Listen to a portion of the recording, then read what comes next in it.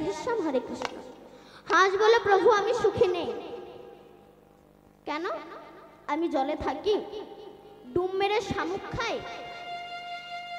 আমি যে ডিমগুলো পারি, যে আমাকে পোষে সে আমার ওই ডিমগুলো রান্না করে খেয়ে নেয়, আমাকে মারাক শুনতে দেয় না। তারপর আমি যখন আর ডিম দিতে পারি না সেই সময় আমাকে কেটে রান্না করে খায়। তাই প্রভু আমি সুখে নেই, আমার থেকে কাক সুখী আছে, কারণ ওর মাংস কেউ খায় না। রাম কাক, তাহলে হাঁসের জন্ম চাও? কাক বলে না, আমার কথা শুনে ভালো লাগছে না।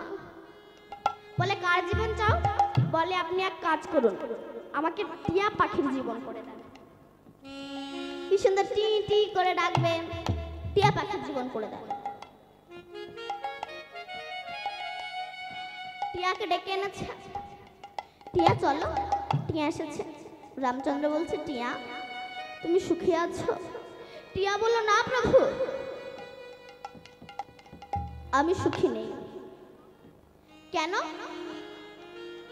আমি কি সুন্দর গাছে গাছে ঘুরে বেড়াই, পোকা ধরে খাই, যখন একটু ঘুমাই সেই সময় সাপ আমাকে ধরে খায়, সাপে না ধরলে ব্যাধি আমাকে ধরে নিয়ে যায়, দুটো ভাত ছড়িয়ে দেয়, সারা জীবন আমার স্বাধীনতাকে হরণ করে নিয়ে তোমার নাম করতে দেয় না প্রভু, তাই আমি সুখে নেই। হাঁসের জীবন চাও? তখন বলে না প্রভু, হাঁসের জীবন, টিয়া পাখির জীবনও চাই না, জগতে কেউ বাবা সুখে নেই। আপনি ভাবছেন বড় লোকের ঘরে সুখ আছে, কান পেতে দেখবেন তার ঘরের মতো অশান্তি আর দুনিয়ায় নেই। ছেলে সবসময় টাকা দাও টাকা দাও টাকা দাও করে, মেয়ে সবসময় টাকা দাও টাকা দাও টাকা দাও করে, টাকা বেশি হলে আপনার দেহটা পর্যন্ত আপনার শত্রু হয়ে যায়। চোখ কান হাত পা মুখ সব শত্রু হয়ে যায়। কেন? আগে 50 টাকার ব্রাশে কাজ মিটত, যেই না টাকা বেশি হলে 500 টাকার ব্রাশ না হলে দিন চলে না। আগে ঠোঁটে 100 টাকার জিনিস দিত, কিন্তু যখন টাকা বেশি হলো ঠোঁট বলে আর 100 টাকার জিনিস ভালো লাগছে না, 1000 টাকার জিনিস দিয়ে। টাকা বেশি হলে আপনার দেহটা পর্যন্ত আপনার শত্রু হয়ে যায়। কাক তুমি তাহলে কার জীবন চাও? বলে আপনি এক কাজ করুন, ময়ূরের জীবন করে দেন। ময়ূরকে ডেকে এনেছে, ময়ূর সুখে আছো তুমি? ময়ূর বলে না প্রভু, আপনি আমাকে জন্মটা দিয়েছেন, আমি দেখতে সুন্দর, আমার পাখাগুলো দেখতে সুন্দর, কিন্তু মানুষ আমাকে ধরে আমার যখন এই কাঁচা কাঁচা পাখনাগুলো তুলে নেয়, দেখবেন বৃন্দাবনে গেলে ময়ূরের পাখা কিনতে পাওয়া যায়, যখন তোলে রক্ত ঝরঝর করে পড়ে। তাই প্রভু আমি সুখী নেই, আমার থেকে কাক সুখী আছে। রামচন্দ্র বলল কাক ময়ূরের জীবন চাও? বলেন না প্রভু। চারজনকে বলছে বলো তাহলে কার জীবন চাও? তখন চারজনই বলছে প্রভু অন্য কিছু চাই না, আশীর্বাদ করো আগামী জন্মে যেন কৃষ্ণ ভক্ত ঘরে জন্ম হয়, এমনি আর কিছু চাহা পাওয়া নাই। তাই যখন মদনের অহংকার চূর্ণ হলো, শুধু কি মদন, গৌর হরি রূপ লাবণ্য দর্শন করে সবাই বিমোহিত। আজকে দুজন যুবতী, পূর্ণ যুবতী কন্যা সুরধনির তীরে স্নান করতে সে গৌর হরির রূপ লাবণ্য দর্শন করে বিমোহিত। প্রথম হলো সনাতন মিশ্রের একমাত্র কন্যা বিষ্ণুপ্রিয়া দেবী আর তার প্রিয় সখী কাঞ্চনা। যখন বিষ্ণুপ্রিয়া আমার গৌর হরির রূপ লাবণ্য দর্শন করলেন, কাঞ্চনার গলাটাকে জড়িয়ে ধরে বলছে ওরে কাঞ্চনা রে, আমি জগতে অনেক বহু রূপের মানুষ দেখেছি, তবে এমন রূপের কোনো তুলনাই হয় না রে। সত্যি তো বাবা, গৌর হরি যে রূপ মহাজন, এনারা বিচার করেছেন, এই জন্য বললেন মহাজনস্য গতস্য পন্থা। মহাজনের আইন যদি কেউ মানতে পারে তার জীবনে কখনোই কোনো দুঃখ আসতে পারে না। মহাজন বলছে ডান দিকে সাইকেল চালিও না, বাঁ দিকে চালাও। আপনি বলছেন এটা কি আপনার রাস্তা, আমি আমার মতো সাইকেল চালাবো, আপনার কি যায় এসে যায়, তোমাকে অ্যাক্সিডেন্ট হয়ে মরতে হবে। জন্য আমরা অহংকার করে বলি, অহংকারে মত্ত হইয়া নিতাই পদ পাশরিয়া অসত্যকে সত্য বলে পাই। জগতের সত্যের সম্মান কমে গেছে, অসত্যের সম্মান বেড়ে গেছে। একদিন রাস্তায় যেতে যেতে সত্য আর মিথ্যা দেখা হয়েছে। সত্য মিথ্যা সত্যকে বলল, সত্য রে তুই সত্য আমি মিথ্যা, আমাদের মধ্যে আকাশ পাতাল ডিফারেন্স। তা দুজনাদের যখন দেখা হয়েছে চল একটু গল্প করি। প্রচন্ড গরমে দক্ষিণে বাতাস চলছে, একটু গিয়ে বসেছে, গল্প করছে পাতকুয়োর ধারে বসে।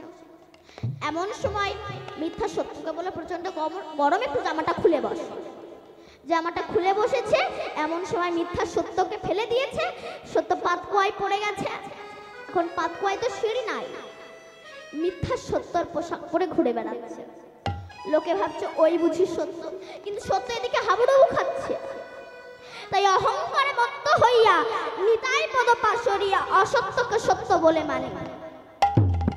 এই জন্য অপরাধের প্রায়শ্চিত্ত সবাইকে ভোগ করতেই হয়।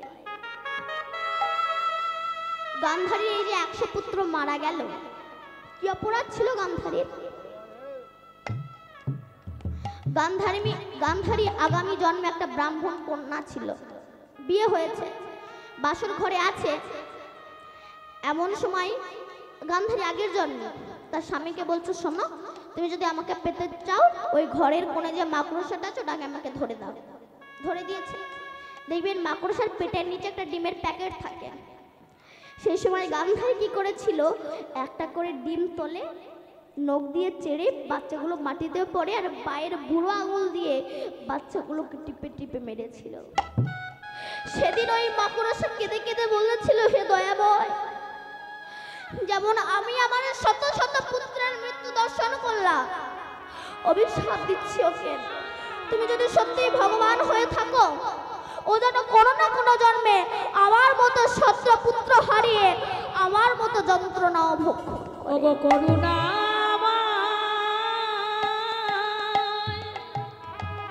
ওগো দয়াময়, ওগো করুণাময় গো, ওগো দয়াময় তুমি দেখো দয়া। কিন্তু গান্ধারী যে 100 পুত্র, এটা তো গান্ধারীর পুত্র নয়, চুরির জিনিস চুরি হয়ে গিয়েছে। এক ঘোড়া চোর ঘোড়া চুরি করে বিক্রি করতে এসেছে। এখন এক খরিদ্দার বলছে, দাদা ঘোড়া বিক্রি হবে? বলে হ্যাঁ। বলে কত টাকা? বলে 10,000। বলে ওইটুকুনি ঘোড়া লিকে ছুটতে পারে না। বলে 10 দেবো না, 5 দেবো কোনি। বলে না, আমাকে 10,000 টাকাই দিতে হবে। এখন চোরের ওপরেরও জিনিস আছে। শেষে বলছে, দাদা ঘোড়া বিক্রি হবে? বলে হ্যাঁ। কত টাকা দাম? বলে 10,000। বলে ওইটুকুনি ঘোড়া ছুটতে পারে না, 10,000 টাকা? বাজে কথা বলে না, আগে ছুটেই দেখো। ও মনে মনে ভাবছে ওটাই তো চাচ্ছি, ছোটাতে দিলে আর ফিরিয়ে আনবো না। বলে আমার এই দুখানা স্যান্ডেলে রেখে গেলাম, আমি একটু ঘোড়াটা ছুটিয়ে নিয়ে আসি। ও যে নিয়ে গেল আর ফিরে এলো না। শেষে সেই ঘোড়া তো দুটো স্যান্ডেল নিয়ে বাড়ি যাচ্ছে। প্রথম খরিদ্দার বলছে, দাদা ঘোড়া বিক্রি হয়েছে? বলে হ্যাঁ। বলে কত টাকায়? বলে যে দামে কেনা সেই দামেই বেচা হলো, মানে চুরির জিনিস চুরি হয়ে গেল। গান্ধারীর যে 100 পুত্র মারা গেল, তো গান্ধারীর পুত্র নয়। একদিন দুর্বাসা কুন্তির কাছে এসেছে, মারে আমি তোর গৃহে খাবো। কুন্তি বলল ঠিক আছে বাবা। বলে আমি খাবো, কিন্তু 100 ভাগে রান্না দিয়ে আমি খাবো। বলে তাই দেব। দুর্বাসা তিনি তো খেতে আসেনি, পরীক্ষা করতে এসেছে। বলে আমি 100 ভাগে তরকারি দিয়ে খাবো বটে, তবে 100 খানা স্বর্ণের পাত্রে আমাকে দিতে হবে। কুন্তি বলল তাই দেব। কোথায় পাবে এত স্বর্ণ পাত্র? কুন্তী বলছে, কৃষ্ণ যার সহায় আছে তার কি কোনো অভাব আছে বাবা?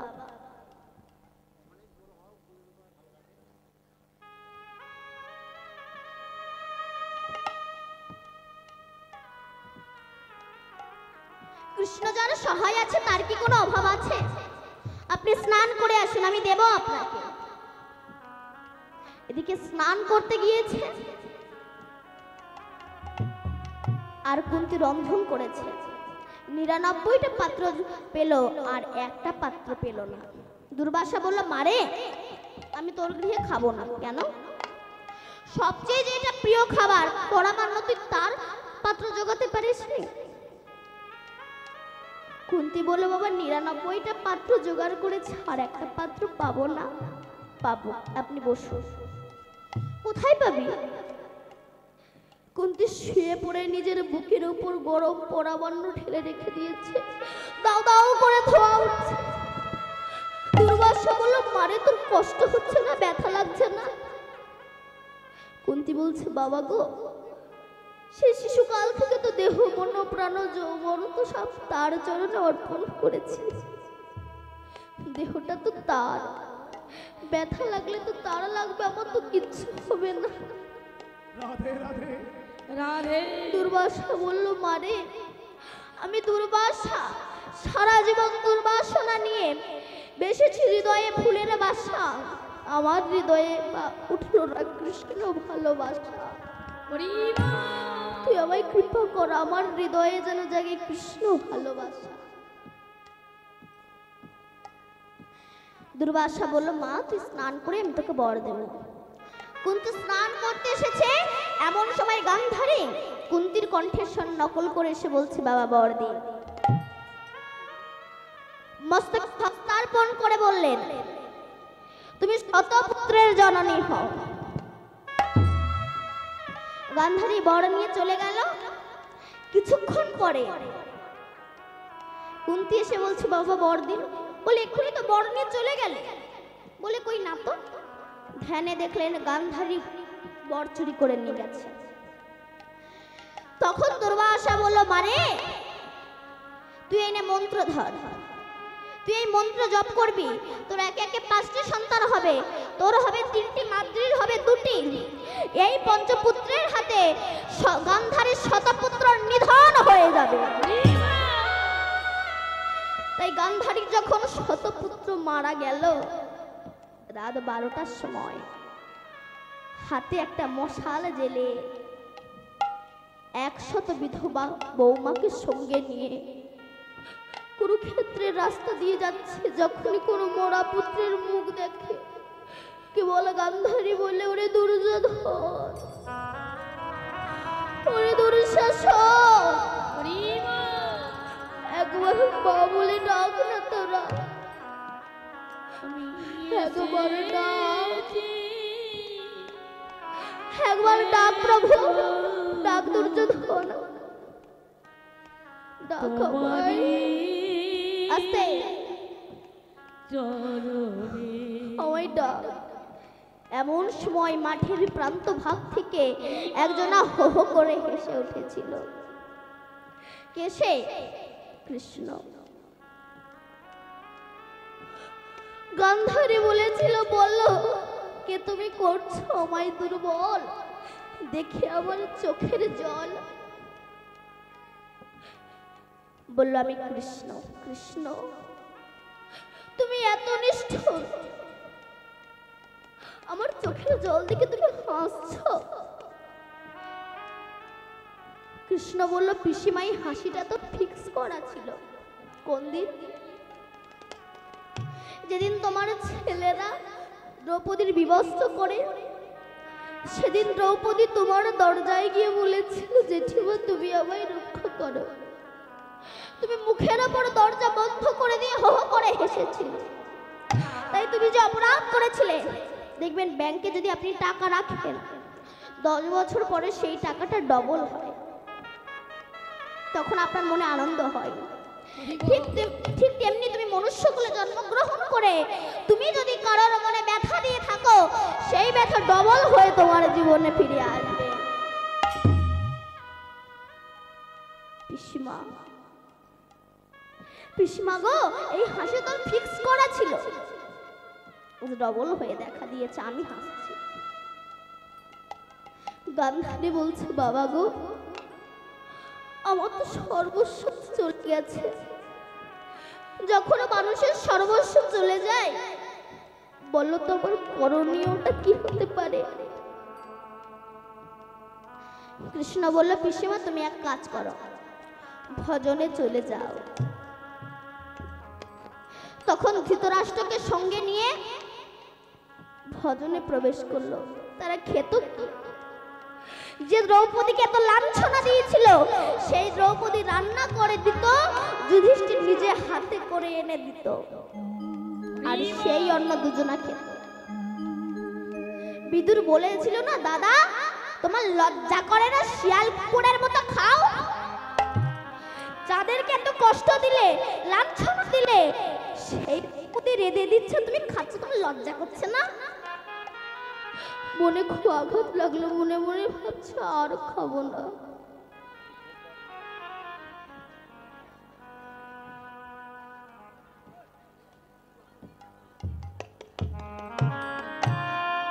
আর আমি খাবো না। যুধিষ্ঠির অন্ন এনেছে জ্যাঠামশাই। কে? আমি যুধিষ্ঠির। কি হয়েছে বাবা? একটু শান্ত হন।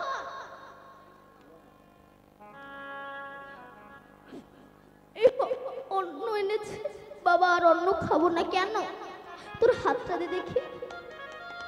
বাবা একটা জিনিস চাইবো, দিবি? বলো। বলে আমার কৃষ্ণকে একটু আমার সামনে এনে দাঁড় করাবি। কেন? বলে তাকে একটু আমি নয়ন ভরে দেখবো। যুধিষ্ঠির বলল, জ্যাঠামশাই তুমি তো অন্ধ, দেখতে পাও না, কি করে দেখবে? বলে আমি না তোকে দেখতে পাই, সে তো আমাকে দেখতে পাবে, একটু আর না। যুধিষ্ঠির কৃষ্ণের কাছে গিয়ে বলছে, কৃষ্ণ সখা, জ্যাঠামশাই তোমাকে ডেকেছে, তো যাবে? কৃষ্ণ বলল, হ্যাঁ আমি যাব। হিন্দুর ভগবান কত দীনতার ভগবান, কত দীনতার প্রতিমূর্তি। আমি যাব। এসে যেই সামনে এসে দাঁড়িয়েছে, ধৃতরাষ্ট্র বলল, বাবা আমি সারা জীবন তোকে ডাকিনি, তুই এসেছিস আমার সামনে, একটু দাঁড়ান না, আমি আমার ভুল বুঝতে পেরেছি। প্রাণ ভরে তোর রূপটাকে দর্শন করে আমি সকল দুয়ার হইতে ফিরিয়া তোমার দুয়ারে এসেছি। সকল দুয়ার হইতে ফিরিয়া তোমার দুয়ারে এসেছি।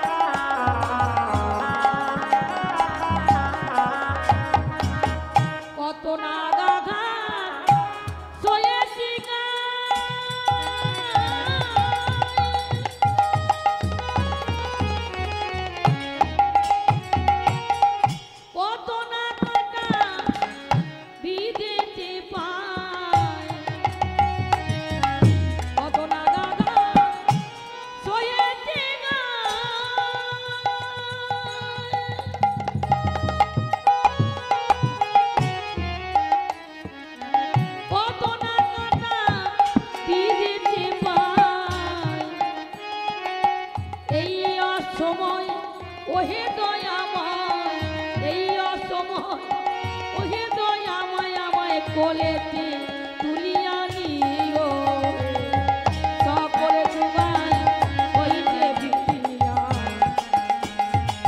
তোমার দুয়ারে এসেছি সকল যুগায় হইতে ভিড়িয়া তোমার চরণে এসেছি। যখন হা কৃষ্ণ বলি কাঁদিতে লাগিল, কাঁদিতে লাগিল গোবিন্দ আমার অমনি নয়ন হস্ত পরশিল, হস্ত পরশিল হস্ত পরশিল যখন নয়ন ফিরিয়া পাইল, নয়ন ফিরিয়া পাইল হা কৃষ্ণ বলি রূপ দেখিতে লাগিল, দেখিতে তাই গৌর হরি বল। তাই তখন কাঞ্চনা বলছি, ওরে বিষ্ণুপ্রিয়া, যখন তুই রূপের কথা বললি, নাকি তোর গৌরের মতো রূপের মানুষ জগতে নেই। শনকুসুম দেখেছিস? শনফুল, সেই শনকুসুমের রং কেমন হয়? কাঁচা হলুদ বা কাঁচা সোনার মতো। আবার প্রভাতের সূর্য, সেও তো কাঁচা হলুদ বা কাঁচা সোনার মতো। তবে তুই বলছিস নাকি তোর গৌরের মতো রূপের মানুষ আর জগতে নেই। বিষ্ণুপ্রিয়া বলছে, কাঞ্চনা রে, তুই যা বলেছিস তা ঠিক, কিন্তু যা ভেবেছিস তা ঠিক নয়। কেন? তুই ঠিকই বলেছিস, শনকুসুম আর প্রভাতের সূর্য আমার গৌর হরির মতোই দেখতে, কিন্তু আমার গৌর হরির সঙ্গে তুলনা করলে তার আমার গৌর হরির মতো অত সুন্দর দেখতে হবে না। তাই বলি শোন, শোন কুসুম তাহে কোন জানি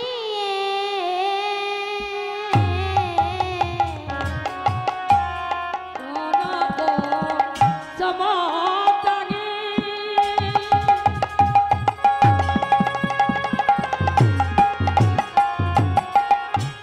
কোন জানি গে